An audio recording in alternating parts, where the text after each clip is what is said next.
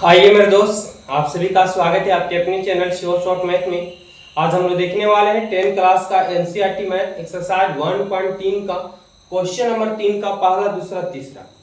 बहुत ही आसानी से आपको हम क्लियर करेंगे, सिर्फ एक संख्या मान करके सीधा आपके माइंड में जाएगा और आज के बाद आपको गलत भी कभी नहीं होंगे जीवन में।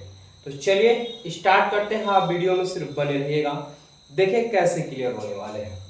सबसे पहले सवाल हमारे पास क्या है, पहला क्वेश्चन है, क्या है 1/√2। क्या है, सिद्ध कीजिए कि निम्नलिखित संख्या अपरिमेय है। ठीक है, तो यहाँ पे तो इस रूप से रहेगा, लेकिन आपको एग्जाम में क्या रहेगा कि सिद्ध करें कि 1/√2 एक अपरिमेय संख्या। इस टाइप से सवाल देखने को मिलेंगे। चलिए यहाँ पे हम लिख देते हैं, सवाल किस रूप से आएंगे। सवाल आएंगे इस रूप से, क्या सिद्ध कीजिए कि 1/√2 एक अपरिमेय संख्या है। इस रूप में देखने को मिलेगा। बहुत ही आसानी से सिर्फ एक संख्या मानेंगे और इसको हम सॉल्व कर देंगे और बिल्कुल एग्जाम में भी कोई दिक्कत नहीं होगा। ठीक है, तो आप जानते हैं कि 1/√2 एक अपरिमेय संख्या है ही और आपको सिद्ध करने के लिए भी बोला है, तो हमें क्या करना पड़ेगा, इसका उल्टा मानना पड़ेगा, यानी विरोधाभास मानना पड़ेगा। तो सबसे पहले हल लिखेंगे, देखेंगे क्या। सबसे पहले हम इसको विरोधाभास मानते हैं, तो माना कि 1/√2 एक कौन संख्या मानेंगे, तो परिमेय संख्या। परिमेय संख्या है, हम संख्या जो दिया हुआ है कि एक अपरिमेय है, हम उसे क्या मानेंगे, परिमेय मान लिए। चलिए, तो ये संख्या जो 1/√2 जान रहे कि अपरिमेय है, लेकिन आप क्या किए हैं, परिमेय मान चुके हैं। तो क्या आप कह सकते हैं कि परिमेय बराबर परिमेय होता है, कहेंगे सर बिल्कुल हम लिख सकते हैं कि जैसे 5 बराबर हम 5 लिख सकते हैं, उसी प्रकार से हम परिमेय बराबर परिमेय लिख सकते हैं। तो चाहे आपको बट्टा में हो, गुणा में हो, बीच में प्लस हो, माइनस हो, सिर्फ एक संख्या मान के बना लेंगे बहुत ही आसानी से।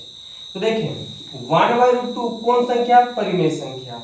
अच्छा, कहेंगे p कौन संख्या, तो परिमेय संख्या। तो परिमेय बराबर परिमेय होता है, परिमेय बराबर परिमेय। ये क्या लिखा हुआ, जैसे बहुत से विद्यार्थी कंफ्यूजन हो जाते हैं कि सर ये बराबर कैसे ले देते हैं। तो बराबर चला यहाँ से आता है कि इसको हम क्या मान चुके हैं, परिमेय। तो ये परिमेय संख्या और p भी एक परिमेय संख्या, तो परिमेय बराबर परिमेय हो गया। यहाँ पे थोड़ा सा दर्शा देंगे कि जहाँ p एक धन पूर्णांक है, क्या है, धन पूर्णांक। अब कहने को कि धन पूर्णांक यानी p के स्थान पे कोई भी संख्या होगा प्लस में होगा, जैसे 1 2 3 4 5 6 7 8 9 10 20 100 कोई भी संख्या लेंगे तो ये कौन संख्या होगा, परिमेय संख्या। जैसे 5 ले लिए p की जगह पे, तो 5 में टेक लिख देंगे क्योंकि एक ऑलरेडी छुपा रहा था, तो ये भी क्या है, परिमेय संख्या। कंप्लीट है। चलिए, अब इसके बाद से एक समीकरण आपको तैयार करने रहते हैं, जो आपको परिमेय को एक तरफ और अपरिमेय को एक तरफ करना पड़ता है। तो आप अगर देखें तो ये परिमेय संख्या, ये भी परिमेय है लेकिन यह अपरिमेय है, तो हम इसको अलग करते हैं। चलिए अलग कैसे करते हैं, अगर बात करें हम तीसरा गुना करते हैं, ठीक है, तो हमारे पास 1 गुने करेंगे तो 1 आएगा, √2 गुने p करेंगे तो √2p हो जाएगा। लेकिन यहाँ पे हमारे पास ये परिमेय है और ये परिमेय इधर और ये अपरिमेय है, अभी भी हमारे पास अलग नहीं हुआ। तो क्या करेंगे, एक गुना को उल्टा भागा चलाएगा, बट्टा में p हो जाएगा और ये √2 का 2 रहेगा। गुना करेंगे तो 1 गुने करेंगे और p गुने √2 करेंगे तो √2p बिल्कुल है हमारे पास। समीकरण 1 कर लेते हैं, देखिए कंप्लीट हो गया। यहाँ पे बट्टा में आ गया और कोई भी संख्या p बटा q के रूप में वो परिमेय संख्या कहलाता है।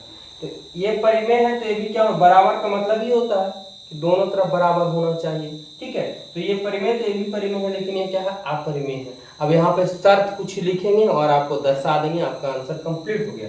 क्या लिखेंगे, देखेंगे, हम जानते हैं कि बट्टा में तो क्या होगा, भागफल, प्लस रहेगा तो योगफल, माइनस रहेगा तो अंतर, ठीक है, गुना रहेगा तो गुणनफल। हम जानते हैं कि क्या, तो परिमेय संख्या का भागफल भी क्या होता है, तो परिमेय होता है, परिमेय होता है। यानी अब कह सकते हैं यहाँ पे हम कि परिमेय संख्या बराबर परिमेय संख्या। ध्यान से समझिएगा, क्या कहें कि परिमेय संख्या का भागफल भी परिमेय होता है। जैसे 8 परिमेय संख्या है, 4 भी कौन संख्या है तो परिमेय संख्या। भाग दे दिए 2 आएगा और 2 भी कौन संख्या परिमेय, तो परिमेय संख्या का भागफल भी परिमेय होता है।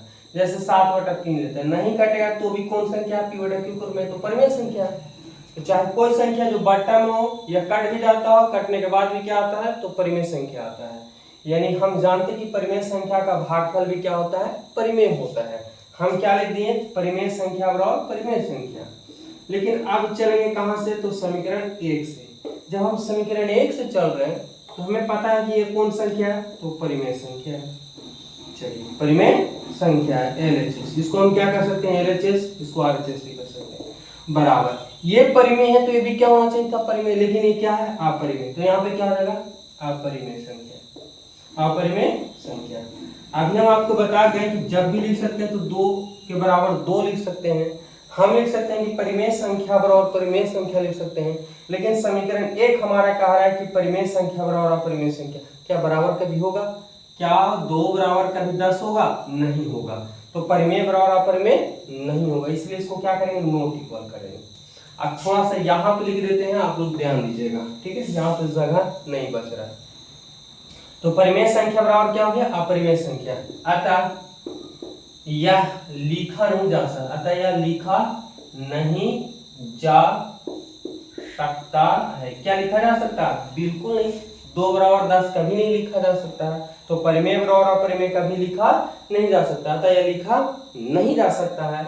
हमारी मान्यता है ना, हमारी मान्यता ही क्या है गलत है, गलत है। इसलिए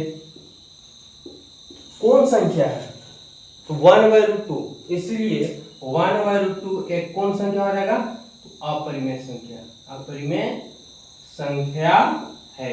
और ये आपका प्रूव हो गया, बहुत इजी से प्रूव हो गया, आपको बहुत ही अच्छे से आपको समझ में आया होगा।